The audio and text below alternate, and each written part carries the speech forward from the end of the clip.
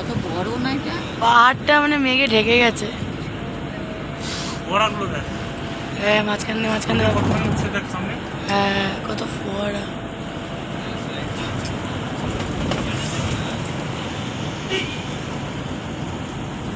আলো জ্বলে রাতে এগুলি। এখনো শ্রীনগর তো, এখনো শ্রীনগরেই আছি। কাশ্মীর, পেছনের ভিউটাও খুব সুন্দর।